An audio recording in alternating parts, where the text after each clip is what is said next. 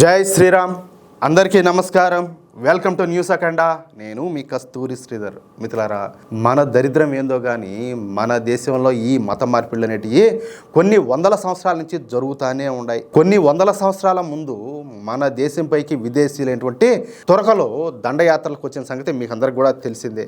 మన దేశంపైకి ఈ సుల్తాన్లు, మొఘళ్ళు, తురకలు అంటే వాళ్ళలో ఎన్ని జాతులు అన్నమాట, తెగలుగా వీళ్ళంతా కూడా దండయాత్రలు చేసి మన దేశాన్ని అయితే పరిపాలించారు. ఒక్కొక్కసారి ఒక్కొక్కరు అన్నమాట. నిజానికి ఈ మూడు జాతులు కూడా ఆటవిక తెగలే. వీళ్లకు ఒక నాగరికత, మంచి చెడు, మానవత్వం, కరుణ, జాలి, దయ అనేటివి ఎంత మాత్రం కూడా ఉండవు. వీళ్ళ బతుకంతా కూడా ఇతరుల మీద దండయాత్రలు చేయడం, అక్కడ దొరికింది దోచుకోవడం తప్ప వీళ్లకు వేరే పని అయితే ఉండేది కాదనమాట. ఈ చేపలు పట్టుకునేది, ఈ ఒంటిలు మేపుకోవడం తప్ప వీళ్లకు మరో వృత్తి అయితే తెలియదు. అటువంటి వాళ్లకు మన దేశం సిరి సంపదలతో వర్ధిల్లుతా ఉండడం, అలాగే మణిమాణిక్యాలతో తులతూగుతా ఉండటం, అలాగే వజ్ర వైడూర్యాలతో ఉన్నతంగా జీవించడం చూసి ఈ ఎడారి తెగలకు కన్నుగుట్టిందన్నమాట. అంతే కదా. అయితే మొదట ఈ ఎడారి తెగలు మన దేశం పైన దాడి చేయడానికి భయపడినారు. ఎందుకంటే ఓయమ్మ వాళ్ళు ఆల్రెడీ బలిసిపోయిండారు స్వామి, బలమైన వాళ్ళు, వాళ్ళ రాజ్యాలు, వాళ్ళ సిరి సంపదలు, వాళ్ళ కథ మాదిరి ఉండాలి, వాళ్ళ మన బిడ్డ ఢీ కొట్టగలుగుతామని చెప్పేసి ముందు ఆలోచనలు ఉన్నారు. ఆ భయం అనేది వాళ్ళకు ఉన్నింది. అయితే మన హిందూ రాజు అయినటువంటి జయచంద్రుడు అనే దరిద్రపు రాజు తిట్టిన ఇబ్బంది లేట అట్లా ఫుట్ కూడా కలను పృథ్వీరాజును చంపడం కోసం ఈ ఎడారి తెగలైనటువంటి తురకలకు సపోర్ట్ చేసి వాళ్లకు మన దేశంలోని రహస్యాలన్నింటిని కూడా తెలియజేసినాడు. చూడండి, అంటే వాళ్ళకు చనువు దొరికింది అంతే. ఇక ఈ ఎడారి తురకలు వచ్చి పృథ్వీరాజును చంపేసి ఆయన రాజ్యాన్ని ఆక్రమించుకున్నారు. అంతేకాకుండా తమకు సహాయం చేసినటువంటి జయచంద్రుని కూడా వెన్నుపోటు పొడిచి అతన్ని కూడా చంపేశారు. ఇప్పుడు నువ్వు వాళ్ళు నమ్మినా, వాళ్ళు సపోర్ట్ చేసినావో నువ్వేం వెళ్ళినావేడా, నిన్ను కూడా దొబ్బినారు అంతే. కాదు, నువ్వే కూడా బతికి బట్ట కట్టినావా? లేదే. ఇక్కడ ప్రస్తుతం ఈ జనరేషన్ లో కూడా మనోళ్ళు చాలా మంది వాళ్ళు సపోర్ట్ చేస్తున్నారు. రేపు వీళ్ళందరూ బతుకు కూడా ఆ జయచంద్రుడికి ఎట్టయితే జరిగిందో అట్టే జరుగుతుంది వీళ్ళకి కూడా. మనం మహా అంటే పోరాడి వీరమన్నం మనం పోతాం, వీళ్ళు అట్టగాదే వాళ్ళని నమ్మి వాళ్ళ శాతంలోనే కుక్క సావ చచ్చారు. ఇది వీళ్ళ ఫుట్ మన కొడకలకు అర్థం కాకపోయా. సరే, ఇక అప్పటి నుంచి మన దేశంలో ఈ తురకల పాలన అనేది ప్రారంభమైంది. ఇక అక్కడి నుంచి మన దేశంలో మత మార్పిళ్ళు కూడా ప్రారంభమైనాయి.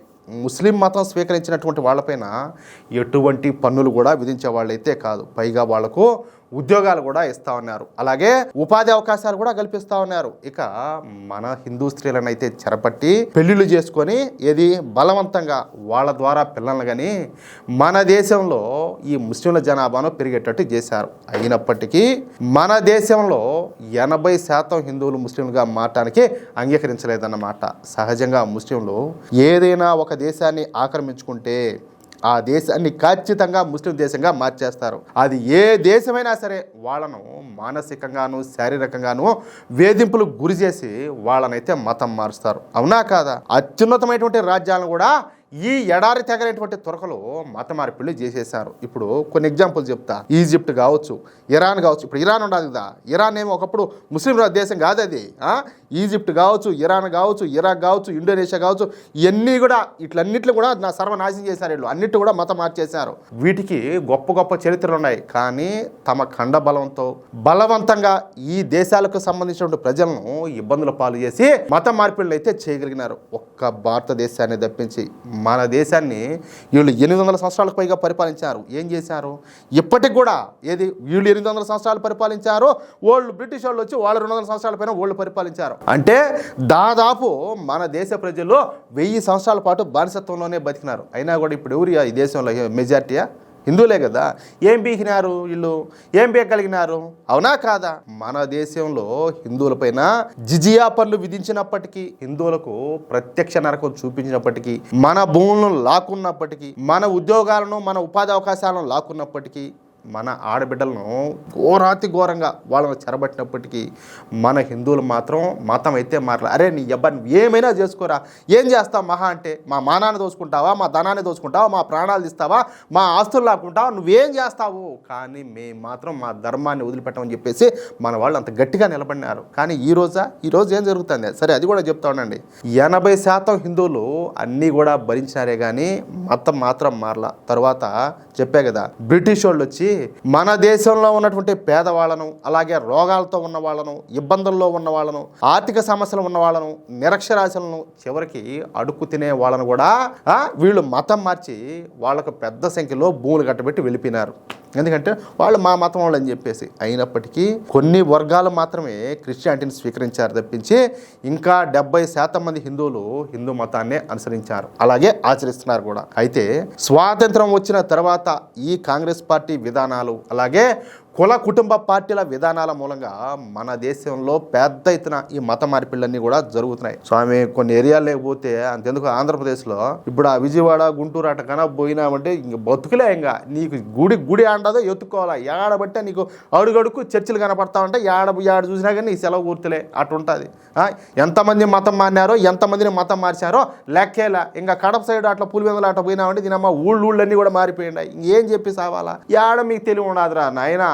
కాదు, ఇప్పుడు మన స్వధర్మాన్ని వదిలిపెట్టుకునేది ఏంది, ఇంకేదో ఒక బాడుకు తెచ్చుకునేట్టు ఇంకొక మతాన్ని మీరు ఫాలో అయ్యేది ఏంది? కొంచెం అన్నా ఉండబనిలే. సరే, ఈ మత మార్పిళ్లను ఒక పక్కన ఈ సెక్యులర్ రాజకీయ నాయకులంతా కూడా ప్రోత్సహిస్తూ ఉంటే, మరొక పక్కన ఎన్జిఓలు మిషనరీలు పెద్ద ఎత్తున ఈ మత ప్రచారం చేస్తా మత మార్పిళ్ళు అయితే చేస్తున్నాయి. పోనీ ఇవేమన్నా కూడా నిజాయితీగా చేస్తున్నారా అంటే అది కూడా లే. మీకేదో రోగాలు దొక్కుతాయని, మీకేదో మంచి ఉద్యోగం వచ్చాది, లేకపోతే మంచి పెళ్ళం వచ్చాది, మీ అప్పులన్నీ కూడా తీరిపోతాయి, మీరు కోటీశ్వరులు అవుతారని చెప్పేసి ఈ విధంగా నోటికి ఏది వచ్చేది నీ దగ్గర ఏదైనా ఒక సమస్య ఉన్నదని చెప్పి గుర్తించారంటే ఆ సమస్య తీరిపోతుంది, మా దేవుడిని నమ్ముకుంటేను అని చెప్పేసి పచ్చి అబద్ధాలు చెప్తా వాళ్ళందరినీ కూడా మతం మారుస్తున్నారు. అందుకే మన దేశంలో బీజేపీ ప్రభుత్వాలు ఏర్పడిన రాష్ట్రాలన్నింటిలో కూడా ఈ మత మార్పిడి నిరోధక చట్టాలను అయితే తీసుకొచ్చారు. ఇక ఇప్పుడు మహారాష్ట్ర వంతు అయితే వచ్చింది. ఈ మత మార్పిళ్ళు ఆంధ్రప్రదేశ్లో ఎంత వేగంగా జరుగుతున్నాయో మహారాష్ట్రలో కూడా అంతే వేగంగా ఎక్కువగా జరుగుతున్నాయి. దీంతో మహారాష్ట్ర బీజేపీ ప్రభుత్వం ఇప్పుడు ఒక కఠినమైనటువంటి చట్టాన్ని అయితే తీసుకొచ్చింది. మహారాష్ట్రలో మత మార్పిడి నిరోధక చట్టం ముసాయిదాకు మొన్న గురువారం ఆ రాష్ట్ర కేబినెట్ అయితే ఆమోదం అయితే తెలిపిందనమాట.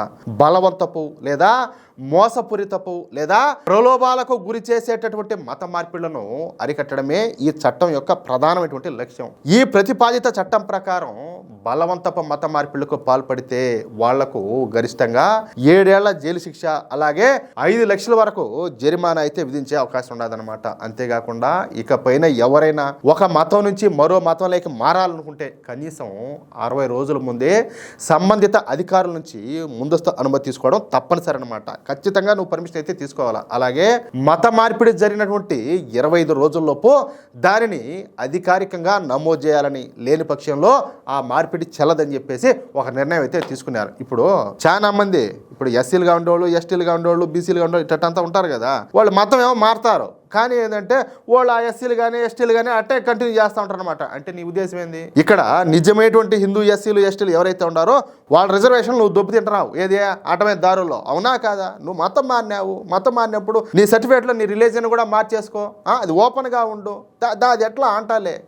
ఒక వ్యక్తి అక్రమంగా మతం మారుతున్నట్లు సదరు వ్యక్తి బంధువులు కనుక ఫిర్యాదు చేస్తే పోలీసులు వెంటనే ఎఫ్ఐఆర్ నమోదు చేసి విచారణ అయితే చేపడతారు. ఇప్పుడు సపోజ్ మనమే ఉన్నాం బంధువులు, నువ్వు మతం మారుతావు కానీ నువ్వు దొంగతనంగా ఆ రిజర్వేషన్ అట్టే నువ్వు పొందుతా, నువ్వు అడ్డమైన దారుల్లో నువ్వు అన్నీ కూడా అనుభవిస్తా, నువ్వు పైకి ఏమో క్రిస్టియన్గా ఉంటావు, లోపలంటే మాత్రం నువ్వు చేసే పనులు లంగా పనులన్నీ కూడా చేస్తూ ఉంటావు, నీ మీద నేను పోయి కేసు పెట్టచ్చు. అరే నాయన ఒడిపోయి మతం మారి ఈ మారి చేస్తాడు అని చెప్పేసి. ఎందుకంటే ఇలాంటి వాళ్ళ వల్ల నష్టపోయేది ఎవరు? మనోళ్లే కదా. ఇప్పుడు వాళ్ళు ఏం మతం మారితే అసలు వాళ్ళు ఎస్సీలుగా కావచ్చు లేకపోతే ఎస్టీలుగా ఉండేదానికి వాళ్ళు అర్హులు కాదు. ఏది హిందూ ఎస్సీలుగా ఎస్టీలుగా ఉండేదానికి.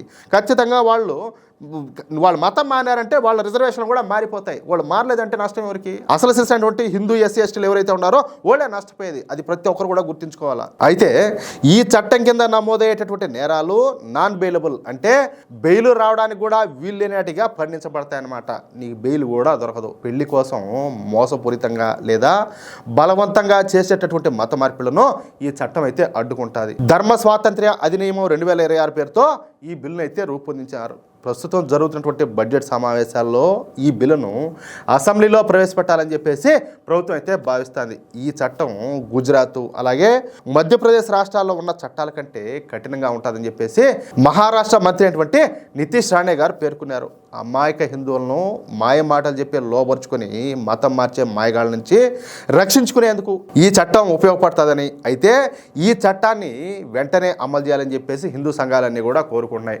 అంతేకాకుండా మిగిలినటువంటి అన్ని రాష్ట్ర ప్రభుత్వాలు కూడా ఇలాంటి చట్టాలను తీసుకురావాలని చెప్పేసి హిందువులంతా కూడా కోరుకుంటున్నారు. మిత్రులారా, చూశారు కదా, చరిత్రలో జరిగినటువంటి తప్పుల నుంచి మనం పాఠాలు నేర్చుకోకపోతే భవిష్యత్తులో భారీ మూల్యం అయితే చెల్లించుకోక తప్పదనమాట. ఒకప్పుడు భారతదేశంలో హిందువులు ఉన్నారంట అని చెప్పుకోవాల్సి వస్తారు రేపు ఎప్పుడైనా భవిష్యత్తులో.